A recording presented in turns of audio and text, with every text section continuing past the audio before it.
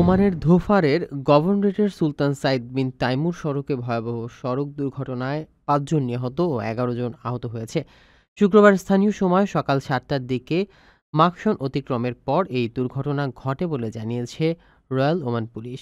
আরোপির প্রাথমিক তথ্যে জানা যায়, দুর্ঘটনাটি দুটি গাড়ি ও একটি বাসের সংঘর্ষে ঘটে। নিহতদের মধ্যে ২ জন ওমানি ও ৩ জন সংযুক্ত আরব আমিরাতের নাগরিক ছিলেন। আহত ১১ জনের মধ্যে রয়েছে ২ জন ওমানি ও ৯ জন আমিরাতি নাগরিক। আহতদের মধ্যে ৫ জন শিশু রয়েছে, যাদের স্থানীয় হাসপাতালে চিকিৎসা দেয়া হচ্ছে। রয়্যাল ওমান পুলিশ জানিয়েছে, দুর্ঘটনার সঠিক কারণ খতিয়ে দেখতে তদন্ত চলছে।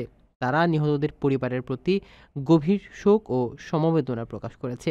সড়কে গতি নিয়ন্ত্রণ ও সতর্কভাবে গাড়ি চালানোর আহ্বান জানিয়ে আরোপি বলেছেন, এমন দুঃখজনক দুর্ঘটনা এড়াতে চালকদের আরও দায়িত্বশীল হতে হবে।